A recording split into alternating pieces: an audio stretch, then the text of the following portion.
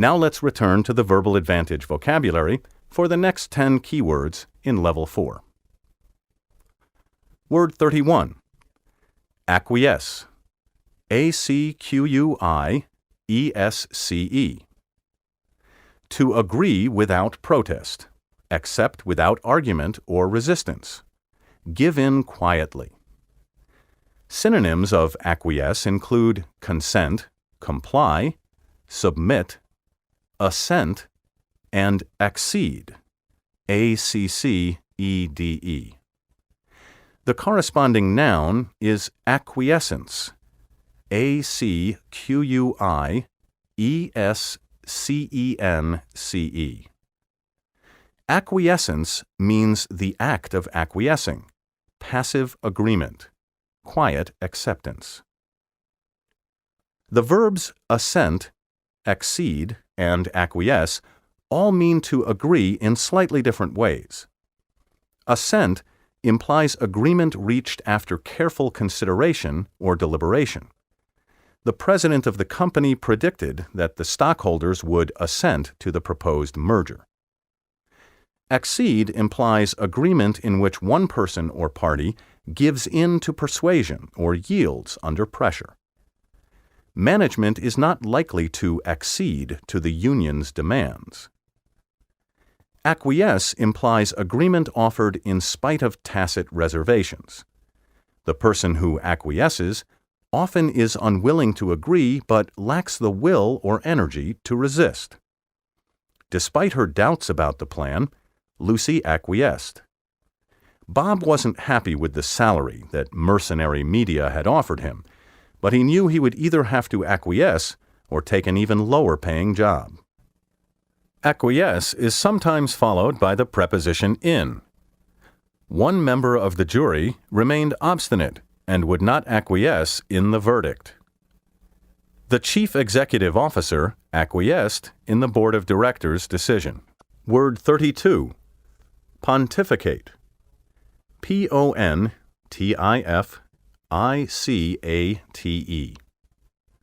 To speak in a pompous and overbearing way.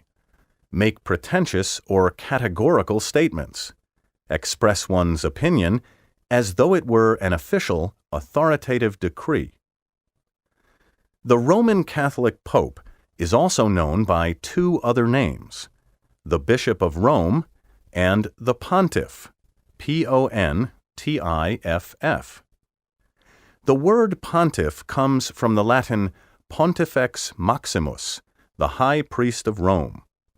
As the leader of the Roman Catholic Church, the pontiff is responsible for interpreting religious doctrine or dogma and issuing official decrees called papal bulls. To these official decrees, the pontiff affixes a seal called a bulla, B-U-L-L-A. In its original sense, the verb to pontificate means to be a pontiff, to fulfill the office of a pope and issue official decrees on church doctrine or dogma. From this, the word came to apply in a disparaging way to anyone who speaks as if he were the pope issuing an official decree. Because only the pontiff has the absolute right to pontificate, pontificate now means to express opinions or make judgments in a categorical, dogmatic way. By the way, the word dogmatic, spelled D-O-G-M-A-T-I-C, means opinionated, dictatorial, expressing an opinion as if it were fact. If your boss pontificates in a meeting, that means he or she is speaking dogmatically, in a pompous, pretentious, dictatorial manner. The person who pontificates expresses an opinion as though it were an official, authoritative decree. Teenagers don't respond well when their parents or teachers pontificate. The corresponding noun is pontification. Word 33. Deleterious. D-E-L-E-T-E-R-I-O-U-S.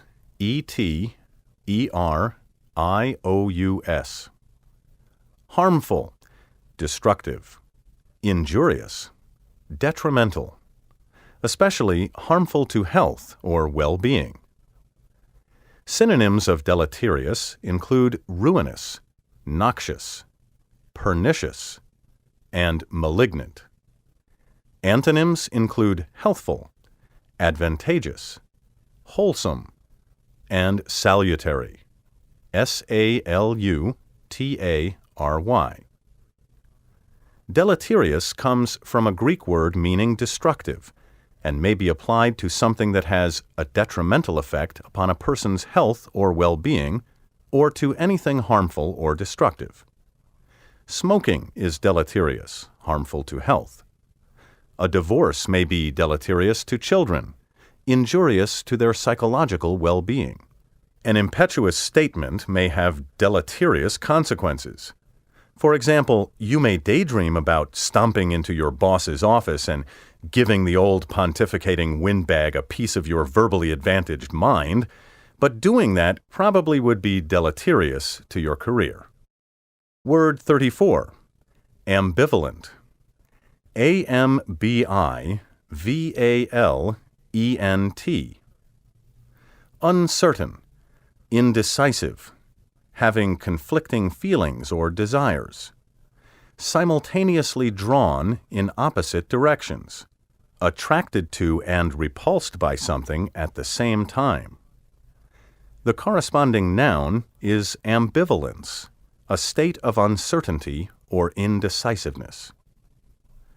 One meaning of the combining form ambi, spelled ambi, is both, as in the words ambidextrous, skilled with both hands, and ambivert, ambivert, a person who is both introverted, inner-directed, and extroverted, outer-directed. The word ambivalent combines ambi, both, with the Latin valere, to be strong. When you are ambivalent on an issue, you have strong feelings both ways. You are simultaneously drawn in opposite directions. The ambivalent person has conflicting feelings or desires, and therefore is uncertain, indecisive.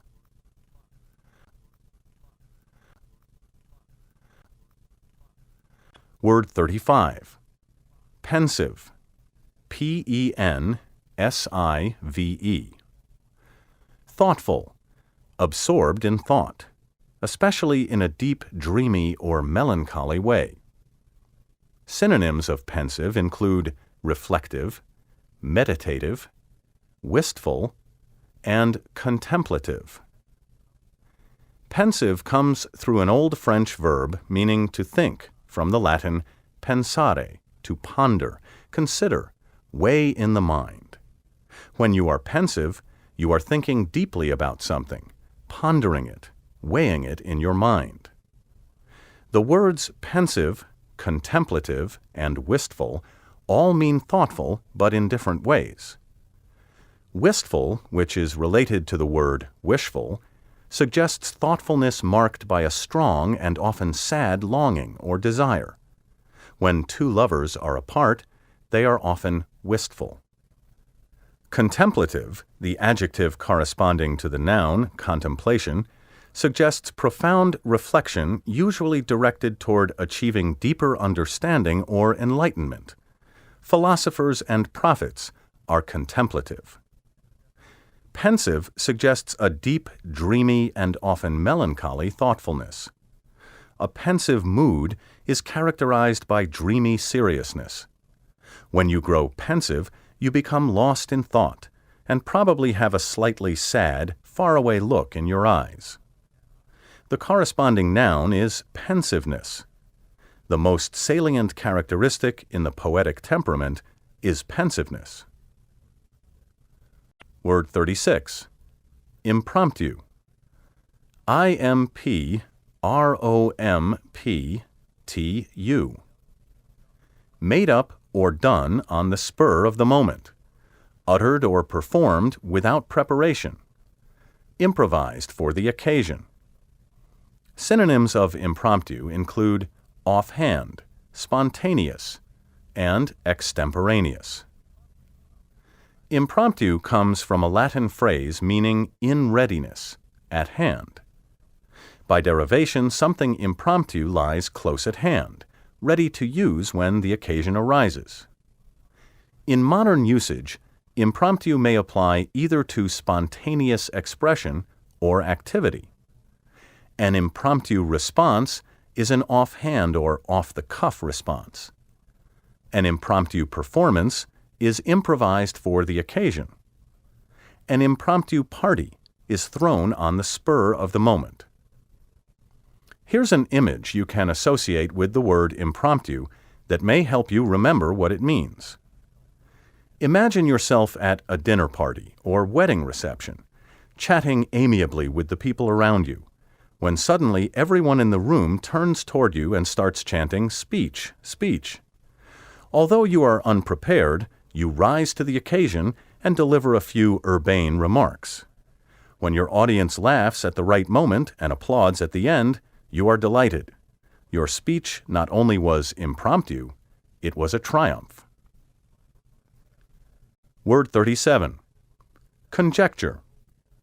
C-O-N-J-E-C-T-U-R-E. To guess, especially to make an educated guess. To form an opinion or make a judgment based on insufficient evidence. Familiar synonyms of conjecture include to suppose, imagine, suspect, and presume. To guess, to speculate, to surmise, and to conjecture all mean to form an opinion or reach a conclusion based upon uncertain or insufficient evidence. To guess is the least reliable and most random of these words. When you guess, you have a roughly equal chance of being right or wrong, and there is ample room for doubt about your opinion. To speculate means to make a judgment based on observation and reasoning. When you speculate, you form a reasonable opinion by evaluating whatever facts are at hand, however dubious they may be. To surmise means to come to a conclusion by using one's intuition or imagination. When you surmise, you use your instinct and power of insight to make a judgment based on slender evidence. Our keyword, conjecture, comes from the Latin con, together, and iacere, to throw, and by derivation means to throw something together.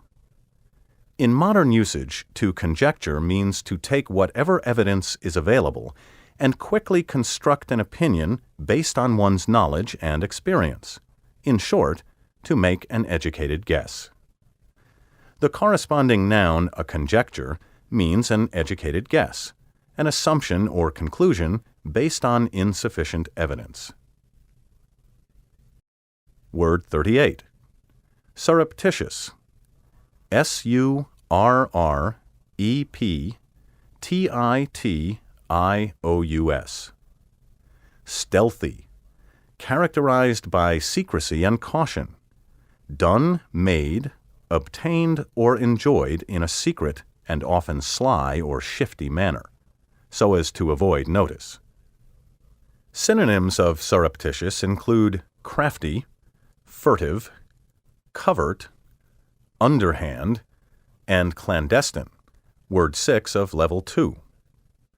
Antonyms include evident, unconcealed, overt, above board, and manifest. The words stealthy, furtive, clandestine, covert, and surreptitious all mean secret, hidden from the knowledge or view of others. Let's examine their connotations in order. Stealthy is used of any secret or deceptive action that is careful, quiet, slow, and designed to conceal a motive. A cat stalks its prey in a stealthy manner. She heard the stealthy footsteps of a prowler outside the house. Furtive adds to stealthy the suggestion of quickness and cunning. The word comes from the Latin furtum, theft, and that which is furtive exhibits the craftiness, dishonesty, and evasiveness of a thief. Their furtive glances at each other during the meeting convinced Jim that there was something fishy about the deal. Suzanne knew her date with Arnold was going to be a disaster when she caught him making a furtive attempt to look down the front of her dress. Clandestine, keyword 6 in Level 2, applies to that which is done secretly to conceal an evil, immoral, or illicit purpose. A clandestine love affair. A clandestine plot to overthrow the government. The word covert applies to anything deliberately covered up or disguised, and often suggests an effort to conceal something illegal or unethical. When we speak of an undercover operation, we usually mean a secret operation sanctioned by law. But when we speak of a covert operation, we usually mean one that is kept secret because it is criminal or corrupt. By the way, are you wondering why I say covert instead of covert? If so, that's good. You're developing a discerning ear for pronunciation. Covert, the traditional pronunciation, was the only way of saying the word recognized by dictionaries until the 1960s. Since then, and especially since the Watergate scandal in the early 1970s, when covert paraded itself on radio and television, this variant has become so popular that several dictionaries now list it first. Although few people today are aware that covert was the earlier and only standard pronunciation, dictionaries still list covert, and many older educated speakers prefer covert out of respect for the word's tradition, which dates back to the 14th century. If you'd rather go with the flow on this issue, that's fine. No one can say you're wrong. However, keep in mind that while covert is recognized by current dictionaries, another popular variant, covert, is often not listed at all. On the other hand, if you are not afraid to distinguish yourself as a cultivated speaker at the risk of raising a few eyebrows, then I invite you to join me in the righteous cause of preserving the traditional pronunciation, covert, C-O-V-E-R-T. And now let's wind up this not-so-undercover discussion with a look at our keyword, surreptitious.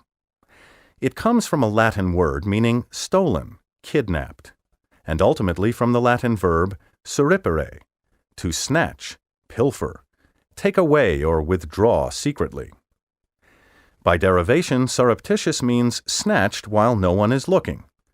And in modern usage, the word combines the deliberate, cautious secrecy suggested by stealthy with the crafty, evasive secrecy suggested by furtive. That which is surreptitious is done or acquired under the table, in a sly or shifty way, so as to avoid detection.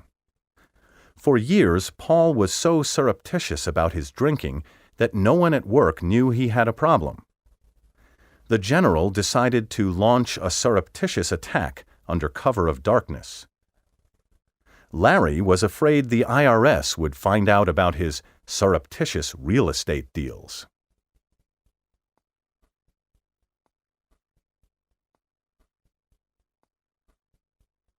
Word 39. Exemplary. E-X-E-M-P-L-A-R-Y. Worthy of imitation. Praiseworthy. Commendable. Serving as a model of excellence, appropriateness, or correctness. Synonyms of exemplary include ideal, admirable, meritorious, estimable, and laudable. Word 25 of Level 4. Antonyms include shameful, disreputable, contemptible, deplorable, ignominious, odious, and heinous. By the way, the word heinous, spelled H-E-I-N-O-U-S, means reprehensible, wicked, evil, as a heinous crime, a heinous lie. I have heard scores of educated people mispronounce this word as heinous, heinous, and heinous. The best I can say about these pronunciations is that they are creative but wrong. The only pronunciation recognized by dictionaries is heinous, and anything else is utterly heinous, evil, reprehensible.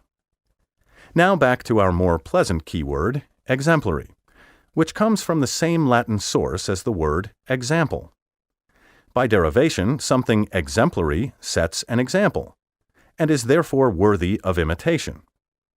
Exemplary conduct is praiseworthy. An exemplary performance is Word 40. Impeccable. Impeccable.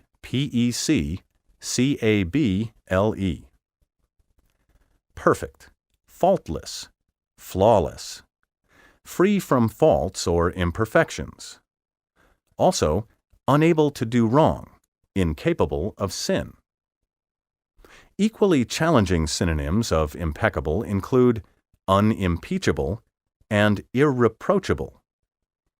Challenging antonyms of impeccable include reprehensible, censurable, and culpable. Earlier in this level, I told you about the prefix in, which may mean in or into, or have a privative function, depriving or taking away the meaning of what follows. The word impeccable combines this privative prefix in, meaning not, with the Latin peccare, to make a mistake, do wrong, blunder, sin. By derivation, impeccable means not able to make a mistake, incapable of sinning or doing wrong, hence perfect, faultless. Now, if you've been listening carefully, I bet you're wondering why in the world I'm talking about the prefix in, spelled in, when the prefix in impeccable is im, spelled im. Well, my verbally advantaged friend, your exemplary guide through the oddities of the English language has the answer, and here it is.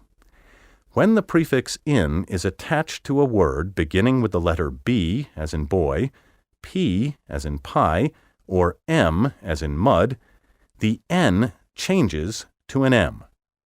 Imbalanced means not balanced. Impossible means not possible. And immutable means not mutable, not changeable, fixed. Similarly, when the prefix in appears before a word beginning with L or R, the N changes to an L or an R. Illogical means not logical. Irreproachable means not reproachable, without fault or blame, and therefore impeccable, perfect, flawless. So now that you know how the spelling of the prefix in changes, I suppose you're wondering why it changes. The answer is simple: ease of pronunciation. If we had to say impeccable and irreproachable, it would be not only illogical but nearly impossible. The altered spelling of the prefix makes these and dozens of other words easier to pronounce. Now let's take a look at the closely related words impeccable, immaculate, and infallible, all of which employ the privative prefix in, meaning not. The adjective fallible, spelled F-A-L-L-I-B-L-E, comes from the Latin verb fallere, to deceive, lead astray, cause to make a mistake. In modern usage, fallible means capable of error or likely to be wrong, as human beings are fallible creatures. Attach the prefix in to fallible, and you have the word infallible, not fallible, not capable of making an error, unable to fail. As your infallible guide through verbal advantage, I assure you that the program is an infallible method of building your vocabulary. The unusual adjective macula, spelled M-A-C-U-L-A, means a spot or stain. Its direct Latin root, macula, meant either a physical spot or blotch, or a moral blemish, a stain on one's character. In current usage, macula refers specifically either to a blemish on the skin or to a sunspot. The corresponding adjective maculate means stained, blemished, impure, corrupt. Attach the prefix in to the adjective maculate, and you have the word Immaculate, not maculate, unstained, spotless. An immaculate house is spick and span. An immaculate complexion has no blemishes. An immaculate reputation or background is spotless, clean as a whistle. In Roman Catholicism, the Immaculate Conception is the doctrine that the Virgin Mary was miraculously conceived without the moral stain of original sin. And now for our keyword, impeccable. From its Latin root, peccare, to make a mistake, blunder, sin, English has also inherited three other words. The noun peccadillo, spelled P-E-C-C-A-D-I-L-L-O, means a small sin, minor fault or flaw. The adjective peccant, spelled P-E-C-C-A-N-T, means guilty, sinful, culpable. And the adjective peccable, spelled P-E-C-C-A-B-L-E, means liable to sin or do wrong. Slap the privative prefix in onto the unfortunate peccable, and you have its more pleasant antonym, impeccable, incapable of sin, unable to do wrong, and therefore free from all faults or imperfections. Impeccable taste is faultless. Impeccable speech is flawless. An impeccable performance is perfect.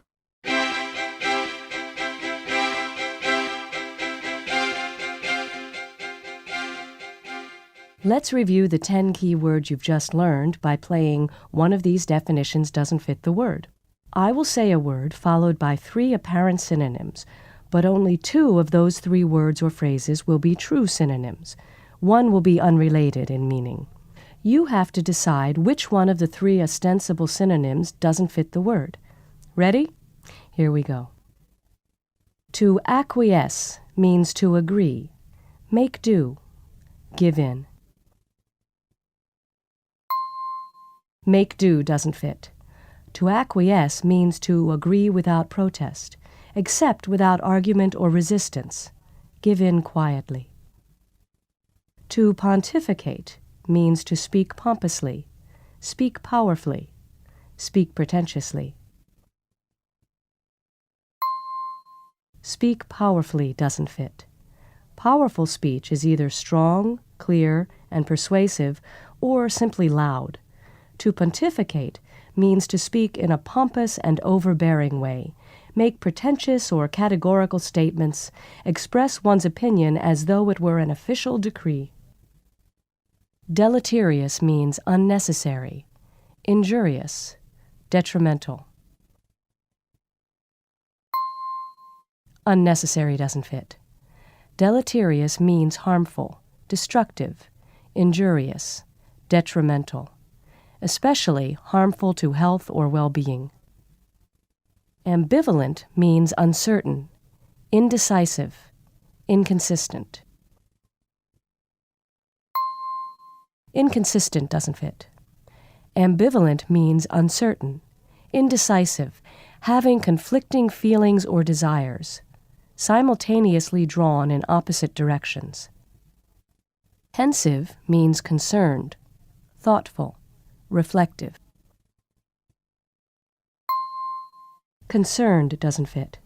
Pensive means thoughtful, reflective, especially in a deep, dreamy, or melancholy way. Impromptu means improvised, spontaneous, unpredictable.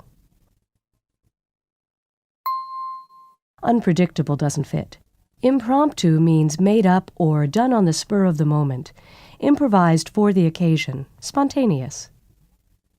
To conjecture means to suppose, presume, plan. Plan doesn't fit. To conjecture means to make an educated guess, to suppose, presume, form an opinion or make a judgment based on insufficient evidence. Surreptitious means furtive, wicked, stealthy.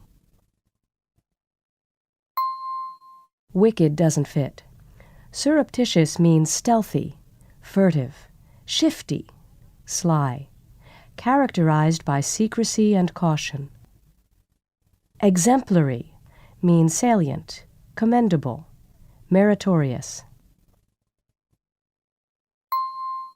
Salient doesn't fit.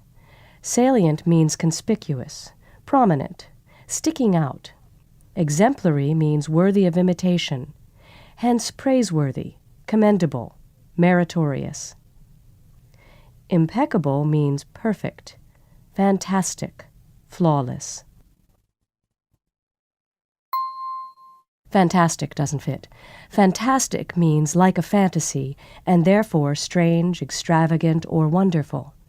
Impeccable means perfect, faultless, flawless, incapable of error or sin. That concludes the review for this section. The program is getting quite challenging now, don't you agree? Well, for a respite, let's talk for a minute about some commonly mispronounced words.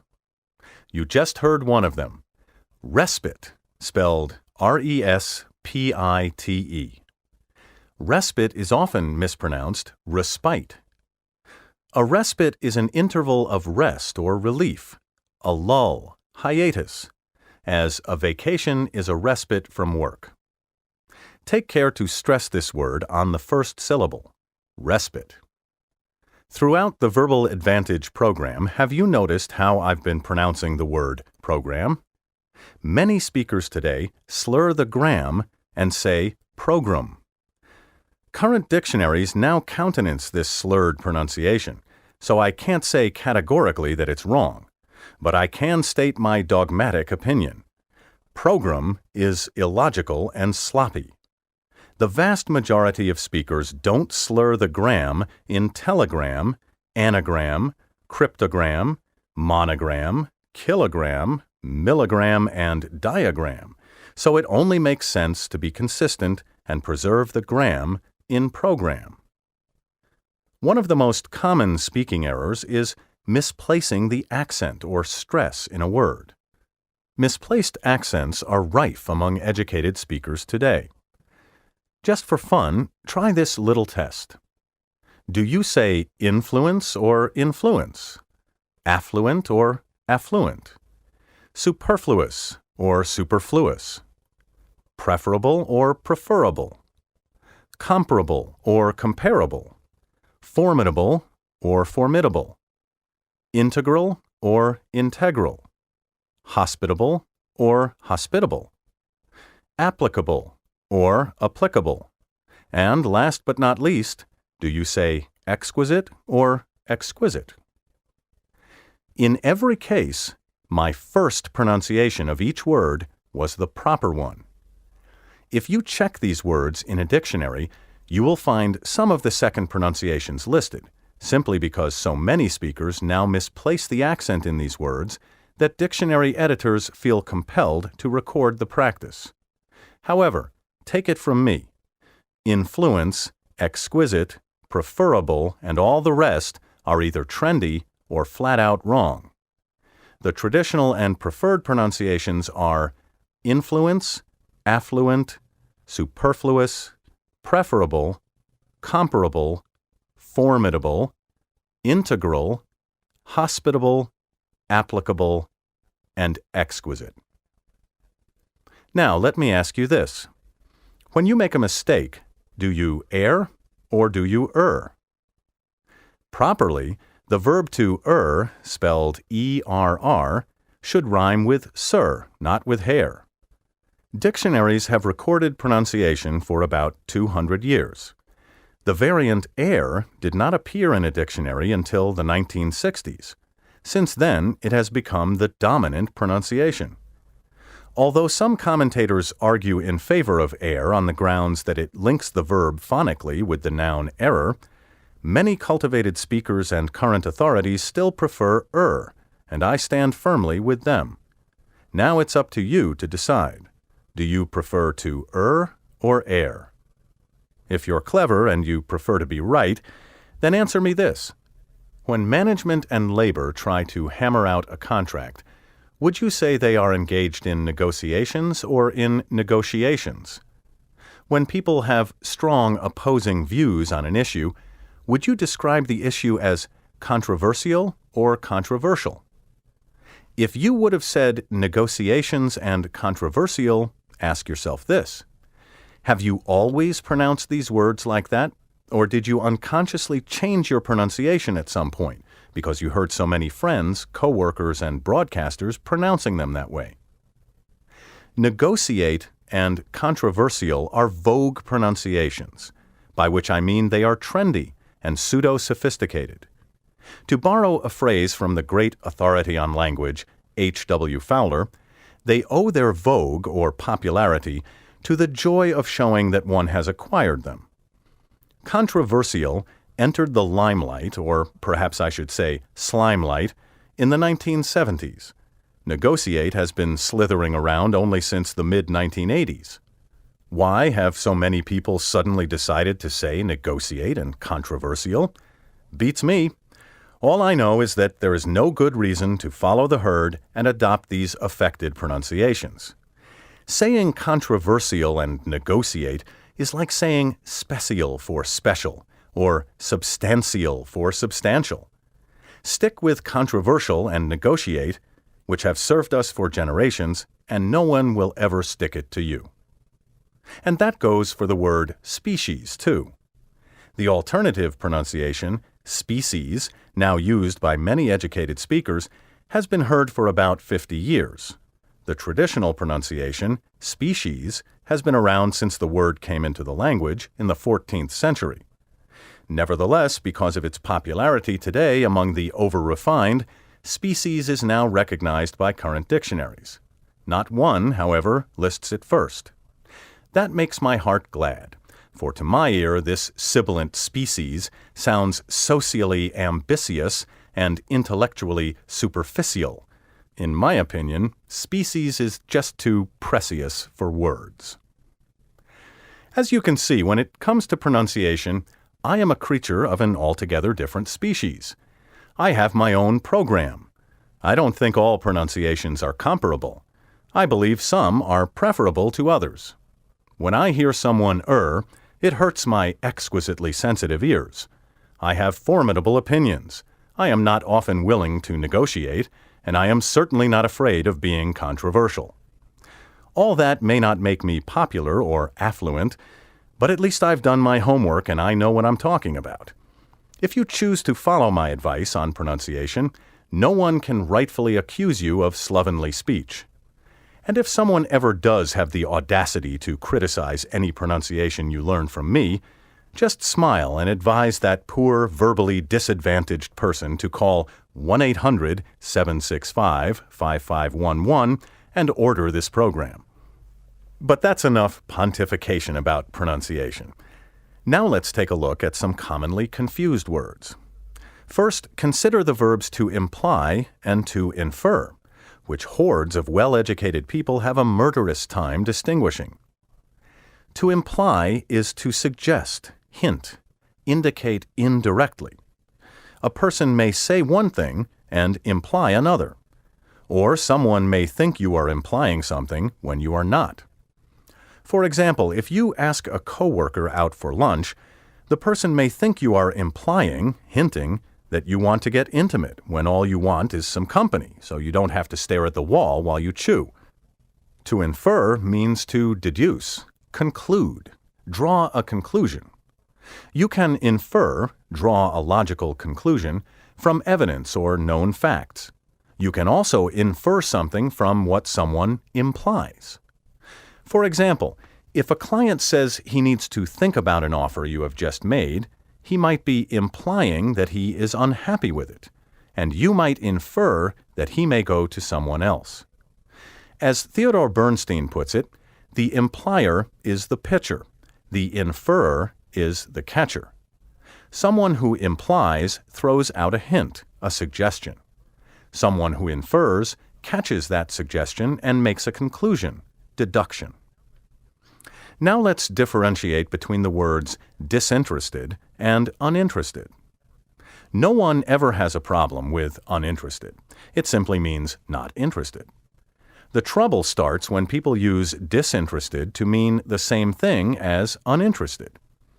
Disinterested means impartial, unbiased, not influenced by selfish motives. In court, you want a disinterested judge, not an uninterested one. And at work, you want a disinterested boss, a fair, impartial boss, not an uninterested one. Finally, let's distinguish between the words anxious and eager. Eager is rarely misused, but you will often hear anxious used in place of eager in such phrases as Mike is anxious to see the new movie, or Amanda was anxious to get a promotion. Anxious means full of anxiety, worried, nervous, concerned. Eager means showing keen interest or impatient desire. In his helpful guide, The Appropriate Word, usage commentator J.N. Hook explains that we are anxious, worried, about harmful things that may happen, eager about things we want to happen. Thus, Mike should be eager to see the new movie, but anxious about whether he'll be able to get a good seat. And Amanda should be eager to get a promotion, but anxious about handling the greater responsibility of the job. And now, after that long-winded lecture on pronunciation and usage, I'll bet you're eager to learn more words. So before you get anxious, we shall return to the Verbal Advantage vocabulary for the final 10 keywords in Level 4. Word 41. Attest. A-T-T-E-S-T. To affirm to be true, genuine, or correct. Certify or authenticate officially. Stand as proof or evidence of. Attest comes from the Latin ad, to, and testari, to bear witness, and ultimately from testis, a witness. From the same Latin testis, witness, English has inherited a number of other words, including testify, testimony, testimonial, and the legal terms testator, a person who has made a valid will, and intestate, which means not having made a legal will. By derivation, attest means to bear witness to, give testimony, and today the word may be used in this literal sense, as to attest to someone's whereabouts, to furnish references who will attest to your skills and qualifications. Attest is also used to mean to affirm to be true, genuine, or correct, or to stand as proof or evidence of. Many studies attest the deleterious effects of saturated fat and cholesterol. Michelangelo's David is but one of many masterpieces that attest the greatness of this Renaissance artist.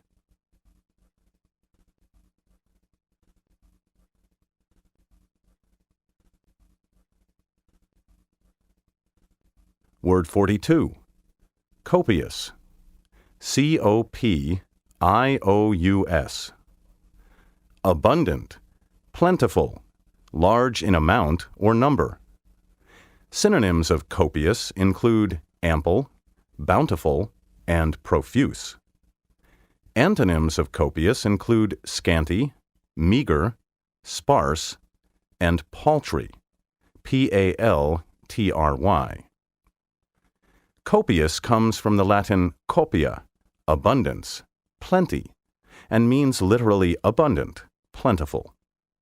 From the same Latin copia, plenty, and cornu, a horn, comes the English word cornucopia, a horn of plenty. Historically, a cornucopia is a symbol of abundance and prosperity in the form of a goat's horn overflowing with fruit, flowers, and grain. In modern usage, cornucopia is often applied to any overflowing stock or supply, as a cornucopia of menu selections, or a cornucopia of products and services. The adjective copious may be used of anything that exists or is provided in abundance. Copious praise is abundant praise. A copious harvest is a plentiful harvest. Copious information is a great supply. Word 43. Fallacious. Fallacious. False, misleading, deceptive, invalid, based on a fallacy.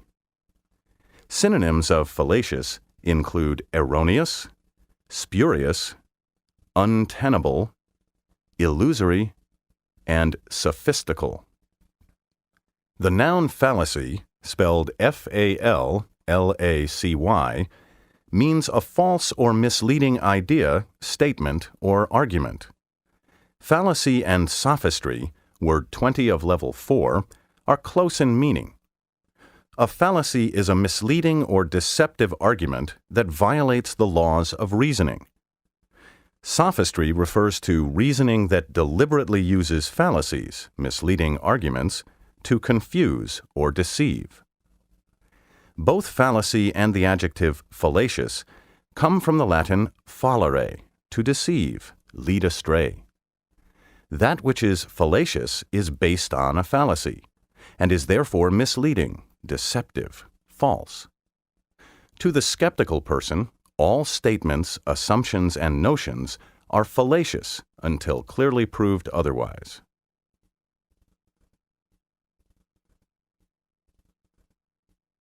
Word 44. Stoic. S-T-O-I-C. Showing no feelings, unemotional, unaffected by pleasure or pain, bearing pain or suffering without complaint. Synonyms of stoic include impassive, dispassionate, indifferent, apathetic, placid, languid, phlegmatic, and imperturbable. Antonyms of stoic include ardent, vehement, zealous, fervid, and fervent, word 24 of level 3. The words stoic and stoicism come from the Greek stoa, a porch or covered walkway, specifically the famous painted porch in ancient Athens where the doctrine of Stoicism was born. In his English vocabulary builder, Johnson O'Connor explains that Stoicism was a school of philosophy founded by Zeno about 308 BC. Stoicism is so named because Zeno expounded his philosophy from the painted porch, one of the covered walks about the Agora, the public square of ancient Athens. A Stoic was a follower of Zeno, one who believed that men should be free from passion, unmoved by joy or grief, and submit without complaint to the unavoidable necessity by which all things are governed. In modern usage, Stoicism means indifference to pleasure or pain. The noun stoic refers to anyone who exhibits rigorous self-control. And the adjective stoic, word 45. Recrimination. R-E-C-R-I-M-I-N-A-T-I-O-N. A countercharge or counteraccusation. Recrimination combines the prefix re, which means back or again, with the Latin verb criminare, to accuse, bring a charge against, and means literally to accuse in return, accuse again. The Great Webster's New International Dictionary, 2nd edition, defines recrimination as an accusation brought by the accused against the accuser. Recriminations, or countercharges, are perhaps most often heard today in political campaigns, international relations, and legal proceedings. In modern usage, when we speak of mutual recriminations, the word usually suggests a series of bitter denunciations exchanged in the course of fervid debate. Recrimination is the noun. The corresponding verb is recriminate, to bring a countercharge against, denounce in return. The corresponding adjective has two forms. Recriminative, word 46. Affinity. A-F-F-I-N-I-T-Y. Close resemblance or relationship, a strong likeness, similarity, or connection, as the affinity of the Italian, French, and Spanish languages, an affinity among the painters of the Impressionist school, an affinity between the blues and early rock and roll. Affinity may also mean a natural attraction to, or liking for, a person or thing, as an affinity for classical music, an affinity for the freewheeling literature of the Beat generation, an affinity among neighbors in a close-knit community. Synonyms of affinity in the sense of close resemblance or relationship include kinship, correspondence, compatibility, and consanguinity. Synonyms of affinity in the sense of liking or attraction include penchant, word 9 of level 3, propensity, and proclivity. Affinity comes from a Latin word meaning relationship by marriage, and dictionaries still recognize this literal sense, although the word is not often used in that way. In current usage, affinity usually means either a close relationship or likeness, or a natural attraction to or liking for a person. Word 47. Volatile. Volatile. Changeable. Unstable. Inconstant. Likely to change or shift rapidly and unpredictably. The stock market is often volatile. A person may have volatile moods. The weather in New England is notoriously volatile. Synonyms of volatile include fickle, flighty, capricious, word 11 of level 1, erratic, protean, and mercurial.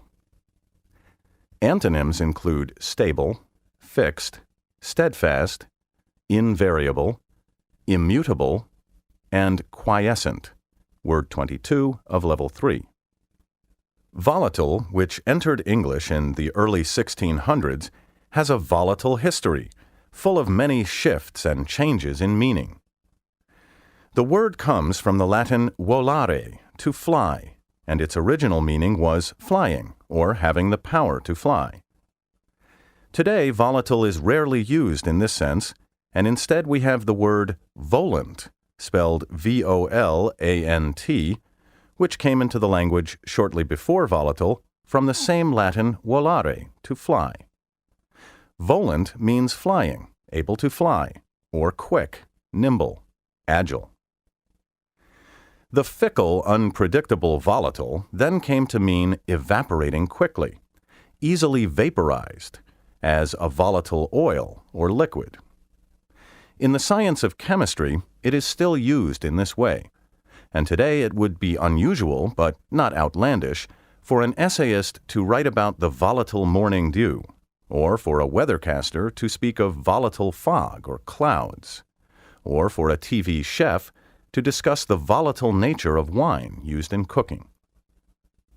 By the mid-17th century, the inconstant volatile had acquired its most durable meaning: changeable, unstable, inconstant, likely to change or shift rapidly and unpredictably. In this sense, it is a close synonym of capricious and mercurial. Out of this notion of changeability and inconstancy, volatile gained two more meanings: fleeting, vanishing swiftly, transient, ephemeral, and also light-hearted, lively and carefree, whimsical, prone to flights of fancy. In the second half of the 20th century, volatile took on yet another meaning: explosive, likely to erupt in violence. You will often hear volatile used this way in news reports about domestic or international affairs characterized by tension and sporadic conflict. This sense is an outgrowth of the meaning unstable, unpredictable. For when a situation is unstable or unpredictable, it is often likely to explode or erupt in violence. Finally, in the 1990s, volatile acquired one more sense. According to Webster's New World Dictionary, 3rd College edition,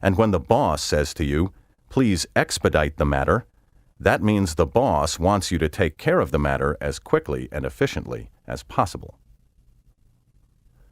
Word 50. Abject. A-B-J-E-C-T.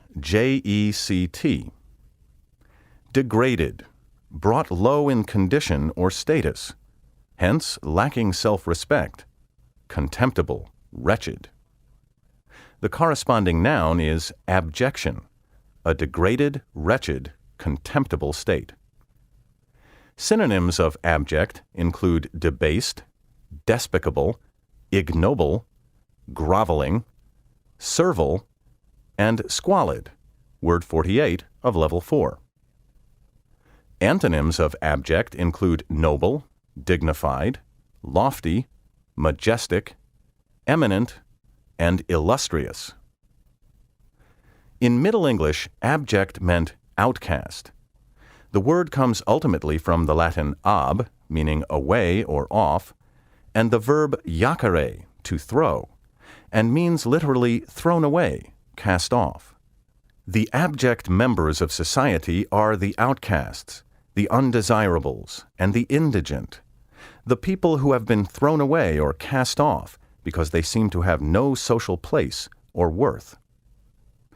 This literal sense of thrown away or cast off led to the modern meaning of abject, brought low in condition or status, hence degraded, wretched, or contemptible. Abject poverty is utterly wretched poverty. Abject conditions are hopeless and degrading conditions. An abject coward is thoroughly contemptible. An abject person has fallen so low that he has lost all self-respect. If you behave toward someone in an abject manner, you are behaving in a groveling, servile manner, like a defeated dog that bares its neck and belly to the vanquishing dog.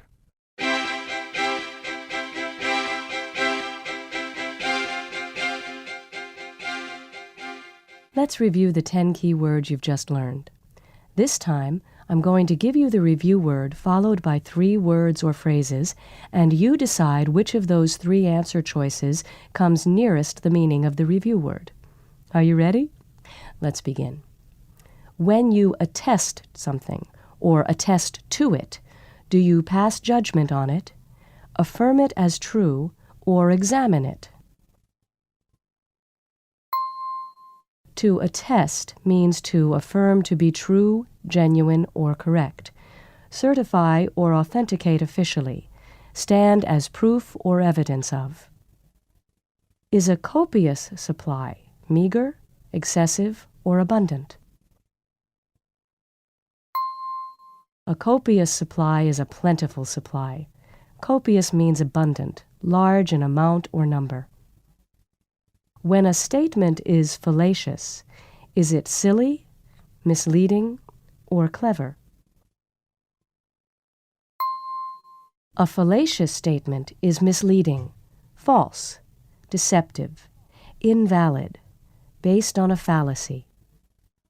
Would a stoic person be unemotional, unpredictable, or inarticulate? A stoic person is unemotional. Stoic means showing no feelings, unaffected by pleasure or pain. When 2 people exchange recriminations, do they exchange compliments, insults, or countercharges? They exchange countercharges. A recrimination is a countercharge or counteraccusation. When things have an affinity, do they have a luxurious appearance, a close relationship, or a refined quality? An affinity is a close resemblance or relationship, a strong likeness, similarity, or connection. Affinity may also mean a natural attraction to or liking for a person or thing. Is a volatile situation unstable, unusual, or unwholesome? A volatile situation is changeable, unstable, inconstant. Volatile means likely to change or shift rapidly and unpredictably.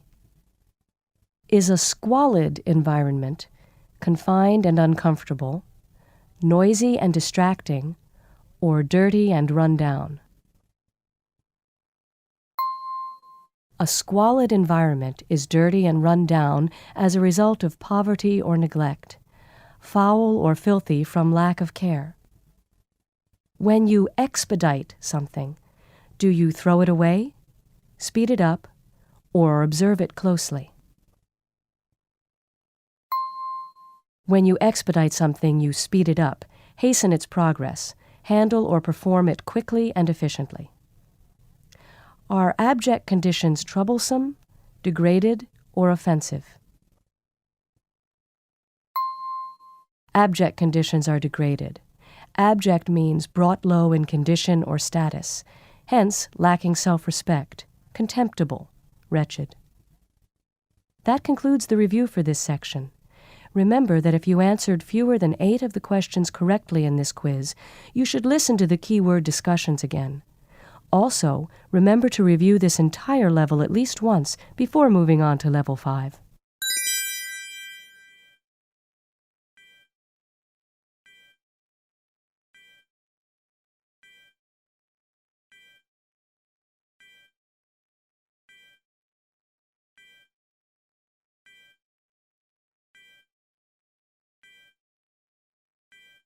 Now that we're almost done with Level 4, it's time to... Wait a minute. Did you notice anything wrong with what I just said? Does anything about the phrase, "now that we're almost done with Level 4, sound incorrect to you? If so, you may be an untapped member of the League of Inflexible Super Purists, for which the acronym, quite appropriately, is LISP. For years, hardcore purists have criticized the use of the word done to mean finished, as in the sentence, "I'm just trying to get the job done." It's true, as they assert, that using done in this way is informal, but that in itself does not make it incorrect.